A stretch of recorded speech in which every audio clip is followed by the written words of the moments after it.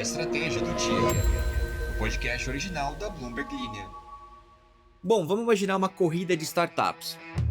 Na pista, Estados Unidos tropeçando um pouquinho, Reino Unido tentando manter a elegância, Israel voando com tecnologia, e lá vem a América Latina, com Brasil, Colômbia e Chile acelerando e dizendo: segura esse pitch, meu.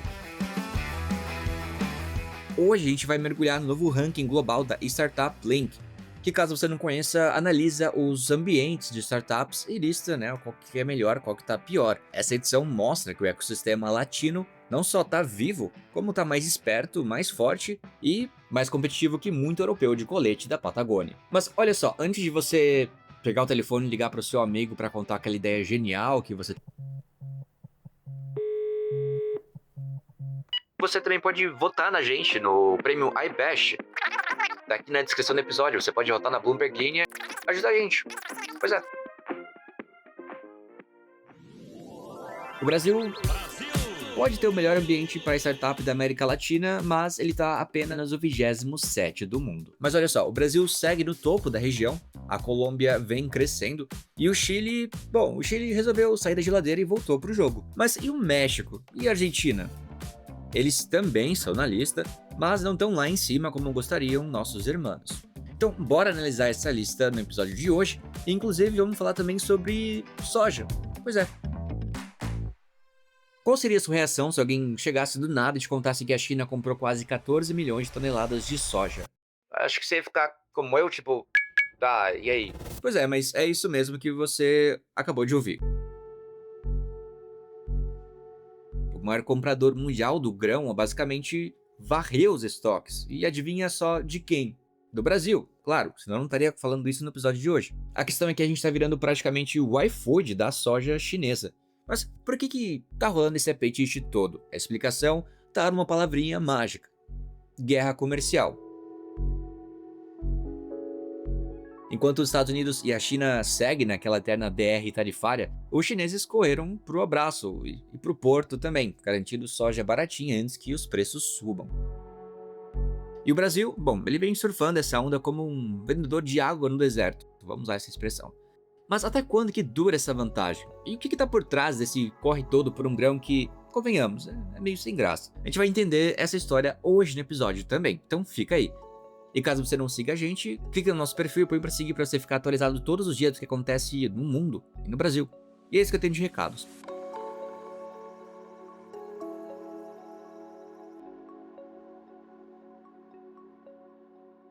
Brasil, Colômbia e Chile estão no topo quando o assunto é startups da América Latina em 2025. Quem concluiu isso não foi o apresentador do podcast, mas sim um relatório da startup Blink, que é uma plataforma internacional que estuda o desempenho de startups no mundo inteiro. O ranking geral ainda é liderado pelos Estados Unidos, que o país continua sendo o número 1 em startups. Mas vale um detalhe: entre os 5 primeiros colocados do mundo, os Estados Unidos foram os que menos cresceram nesse ano, com uma alta de apenas 18,2%. Logo atrás dos americanos estão o Reino Unido, Israel, Singapura e Canadá. Depois vem países como Suécia, Alemanha, França, Suíça e Holanda, todos com ecossistemas de startups desenvolvidos. Bom, para vocês terem uma ideia, esse ranking, primeiro, ele se chama Índice Global de Ecossistemas de Startup 2025 e leva em conta dados de mais de 110 países e 1.400 cidades. O estudo analisa quanto cada lugar tem de atividade de startups, o quanto elas estão dando certo e se o ambiente de negócios favorece ou atrapalha esse crescimento. Bom, no nosso continente, o Brasil, como eu disse, continua liderando. O país ficou em 27º lugar do ranking global, mas é o número 1 da América Latina.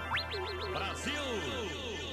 Bom, o relatório mostra que o Brasil agora tem 28 cidades entre as 1.000 melhores do mundo para startups, ou seja, mais cidades do que no ranking anterior. E o país ainda domina o top 10 da região. E o país ainda domina o top 10 regional. 5 das 10 melhores cidades da América Latina para startups estão no Brasil. Segundo a startup Blink, o Brasil se destaca pelo, primeiro, tamanho do mercado, ou seja, muita gente para consumir novos produtos e serviços, e também por estar cada vez mais inovador. Além disso, o país tem grandes empresas que apoiam startups com programas de aceleração, incubadoras e boas opções de financiamento.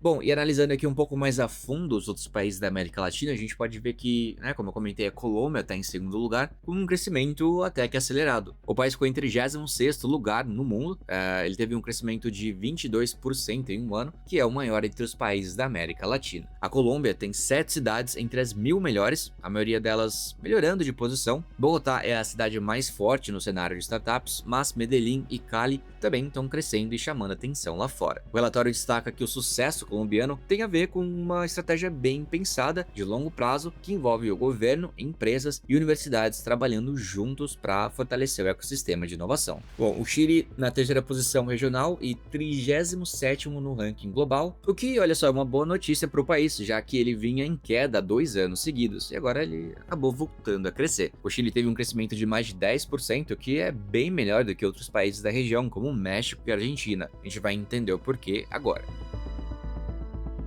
O México caiu para 43º lugar no ranking global, com um crescimento de menos de 3%, que é o menor entre os 5 maiores países da América Latina. A maioria das cidades mexicanas também perdeu posições no ranking. Mas mesmo assim, o México ainda tem a sua força, seu grande mercado interno, que é muita gente, e a proximidade com os Estados Unidos ajudam as startups a crescerem rápido dentro e também fora do país.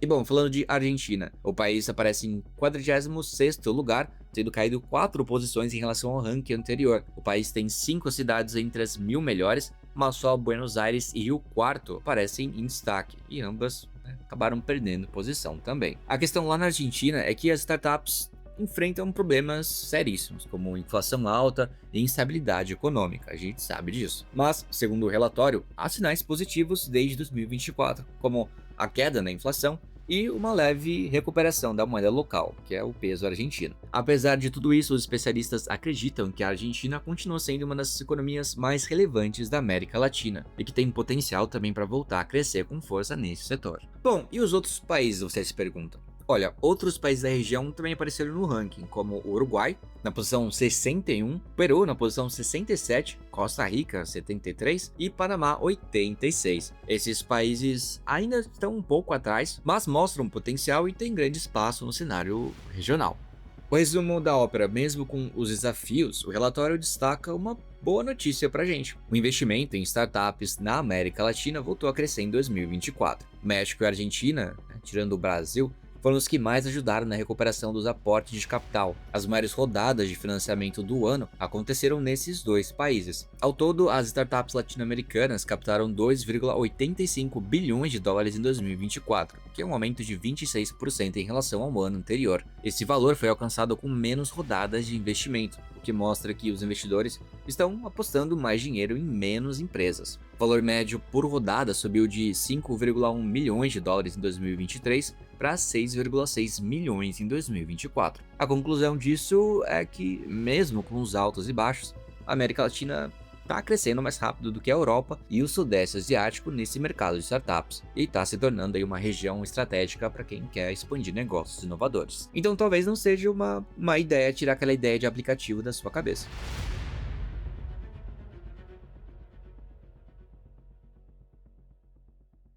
E bora falar de soja. Pois é, as compras de soja feitas pela China bateram um recorde histórico no mês passado. O país, que é simplesmente o maior comprador desse grão do mundo, importou uma quantidade gigantesca, 13,92 milhões de toneladas de soja só em maio. A maior parte dessa soja veio do Brasil. Esse movimento aconteceu por causa de uma preocupação importante, que é a guerra comercial entre a China e os Estados Unidos. Com medo de que esse conflito entre as duas maiores economias do mundo possa aumentar os preços globais da soja, os chineses foram lá e simplesmente anteciparam e compraram grandes quantidades enquanto os preços ainda estavam mais baixos. O salto nas compras foi impressionante. Pois é, em relação ao mês anterior, as importações mais que dobraram. Esse aumento não começou em maio. Já em abril, as compras já tinham crescido 73%. Os processadores de alimento da China, que usam a soja para fazer ração animal e outros produtos, correram para garantir o abastecimento. Só na primeira semana de abril, eles fecharam pelo menos 40 carregamentos vindos do Brasil.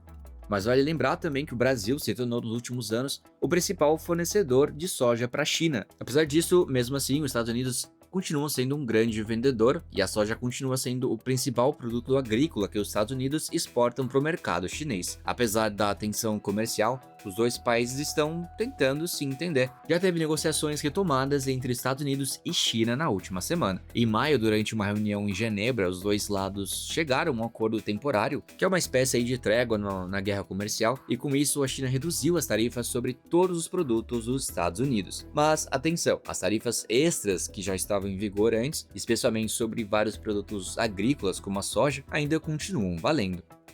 E bom, mesmo com esse cenário complicado, vamos falar assim, um alto funcionário do governo da China afirmou, em abril, que o país não corre o risco de ficar sem grãos para ração ou produtos derivados da soja. Isso porque a China tem um bom nível de estoques internos e também tem acesso a fornecedores alternativos no mercado global. Bom, e eu sou o Alan Blanco, as informações são da Bloomberg News e o episódio foi editado por Lohia Queiroz. Uau! Bora ler os comentários do episódio passado. Matheus diz, primo, podiam falar sobre a fusão da Marfrig com a BRF. Matheus, se eu não me engano, a gente já falou sobre isso. Eu vou pesquisar aqui, mas se a gente não tiver falado, eu vou trazer sim. Obrigado pela sugestão. E o outro Matheus, o Matheus Henrique diz, será que essa volta do Alan é ele mesmo ou é o Alan? Bem-vindo de volta, Alan, entre aspas. Não sei, agora eu tô confuso. Será que sou eu mesmo? Ó, o Lucas já tem uma opinião polêmica. Ele diz assim, ó, taxação das bets deveriam ser de 95%. Isso sim, isso para deixar de ser viável esse facilitador de lavagem de dinheiro. A Lúbia meio que concorda e diz que tem que taxar bets até o ponto de ficar inviável para as pessoas apostarem, muita gente endividada por causa dessa palhaçada. Olha, o Caio trouxe um adendo aqui, ele falou, primo, um adendo, CSLL é sobre lucro líquido, não apenas sobre o lucro, pois temos o lucro bruto e o LAIR, o lucro antes do IR, LAIR, e são montantes diferentes. É isso mesmo que o Caio falou, gente. Obrigado aí pelo adendo. E Natália Duarte comentou, estou vendo muita novela e descobri que muitos atores não assistem os próprios episódios gravados. Dito isso, ela pergunta, vocês costumam ouvir o episódio que vocês gravam? Primo, você ouviu nas férias? Eu ouvi alguns episódios, gostei muito da interação da Nayara com vocês, e eu confesso que eu não ouço meus episódios, só quando o Lorian comenta, tipo, caso contrário eu não sou muito fã de me ouvir, sabe? Pois é. O Edu fala, petição pro Alan nunca mais sair de férias. Deus me livre, Edu, eu tenho uma viagem pra Argentina marcada já. Como que faz? E, gente, por hoje é só. Até o próximo episódio, até lá e... Como que se despede mesmo? Esqueci. Big beijo. Tchau, tchau.